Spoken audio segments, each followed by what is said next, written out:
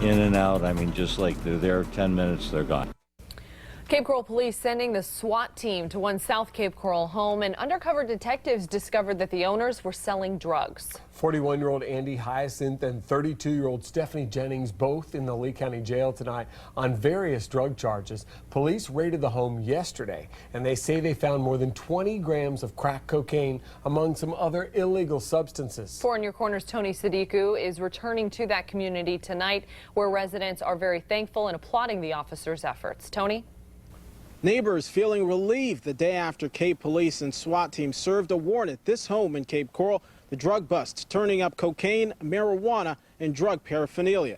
Residents who live here tell me today that they've noticed the drug activity coming from that home for years. In the past 6 years, we've seen many raids. There's been at least 2 or 3. Neighbors calling it a crack house. Probably started at 8 o'clock, go all the way till 2 in the morning.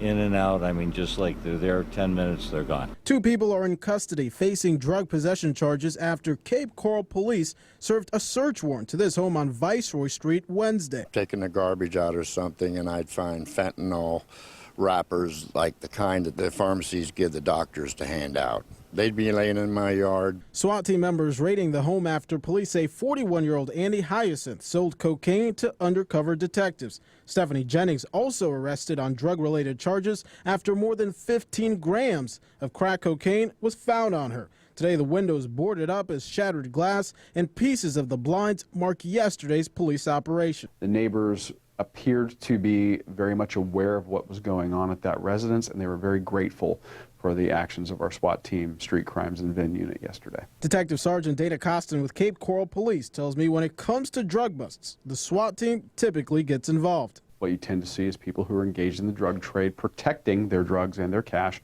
with firearms. So as a result of that, we use our SWAT team on high-risk warrant services. Neighbors applaud the move from officers, but question the owner's decision in renting out to drug dealers. Glad to see it. They came and straightened it out again. Now, if the guy that owns the place puts good renters in there, there shouldn't be a problem. Parker Properties, who owns this home, tells me that the 2 had been up for eviction prior to the drug busts for not paying their rent.